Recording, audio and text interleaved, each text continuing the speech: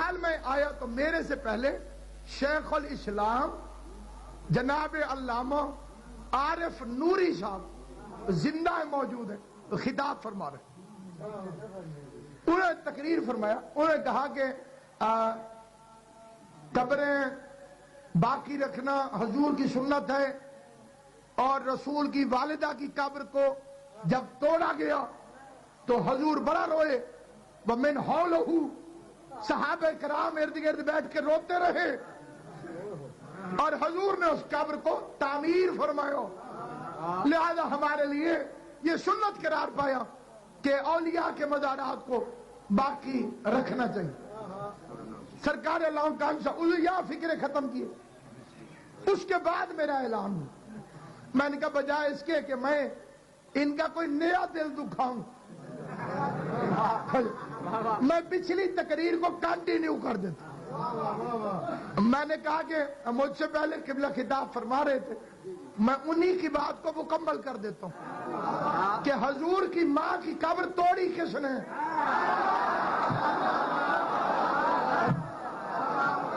میں اتنا تو میں نے کہا اپنے قبلہ سے سن لیا کہ حضور کی والدہ گرامی کی قبر توڑی گئی۔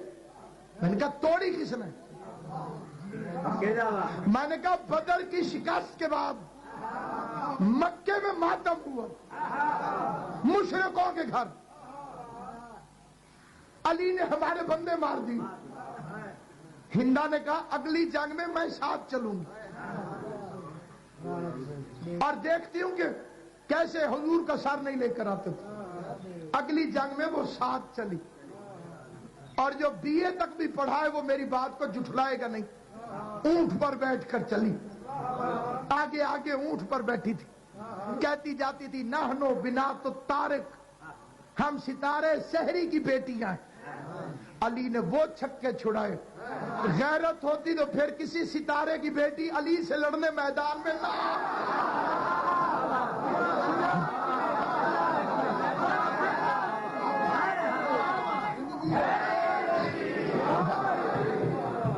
مکے اور مدینے کے درمیانی راستے میں ابوا نامی شہر ہے۔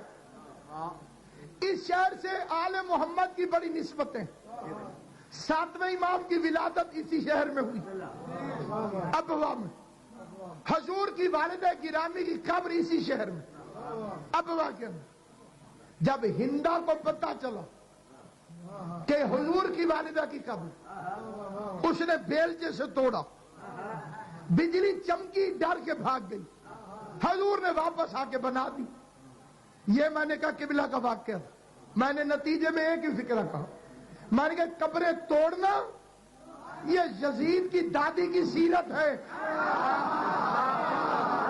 اور قبریں جوڑنا حسین کے نانا کی سنت ہے۔ آپ نے سن لیا، میں نے پڑھ لی، وہاں قیامت آ گئی۔ ملتان کے مفتی اعظم ہدایت اللہ پسروری صاحب فیل بد مست کی طرح اٹھے، 2 کلو کی مہندی ان کی داڑھی پہ لگی ہوئی، اور سپیکر پہ آگے کہا کیا تم جدید کے خلاف تقریریں کرواتے ہو؟ ہمارے مذہب میں امتناع یزید کا فتویٰ۔ میں نے کہا قبلہ امتناع کے لفظ کی مجھے سمجھ نہیں آئی، تجھے چگلوں کے سامنے امتناع کھڑا دے۔ ہاں ہاں ہاں ہاں منع ہے، منع ہے، یزید کا برا نہ کہو۔ بس کے منہ سے یہ نکلنا تھا۔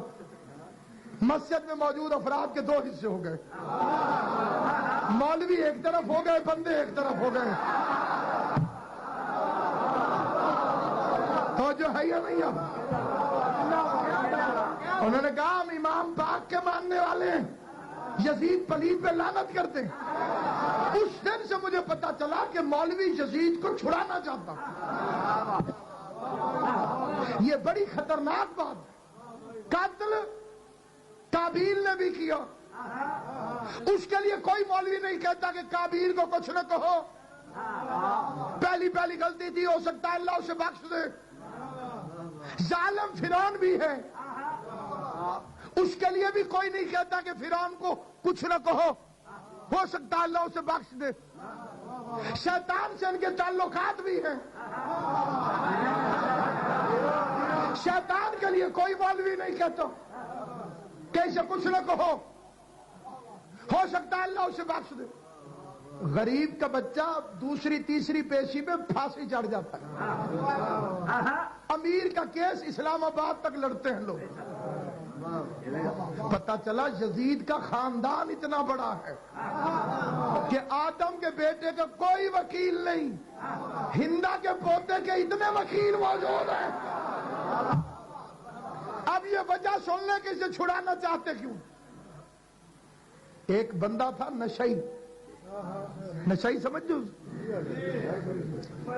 उसने कत्ल कर दिया उसे, मौके पे पकड़ा गया रिवाल्वर समेत, रेड हैंडेड।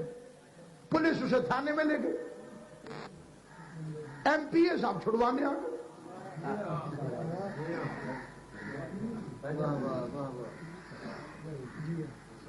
गौर फरमाया, मैं बड़ा परेशान हूं। ऐसा शख्स जिसे घर वाले कबूल नहीं करते, इतना बड़ा आदमी छुड़ाने क्यों है? पता चला कि उसके पास जो रिवॉल्वर था वो मिनिस्टर का था। छुड़वाने वाला पागल नहीं था, उसे पता था कि अगर ये पकड़ा गया तो बड़े साहब भी नहीं बचेंगे। मुझे नहीं पता, ये फिक्रा मैं कह के चला जाऊं, किसको समझ आएगी और कौन भूल जाएगा। मौलवी पागल नहीं जो यजीद जैसे कमीने को छुड़ाए। इसे पता है कि यजीद के पास खंजर है सकीफा का बना हुआ, ये पकड़ा गया तो बचते वो भी नहीं है। उन्हें कौन छुड़ाएगा? तो हम मौलवी की वजह से बच कर नहीं आए, मातम की वजह से बच के आए, शीयत आजादारी की वजह से बची हुई। इन मजलिसों की वजह से ये मिशन जिंदाबाद है। ये मिशन मिट चुका होता अगर ये मजलिसें न होती। ये मिशन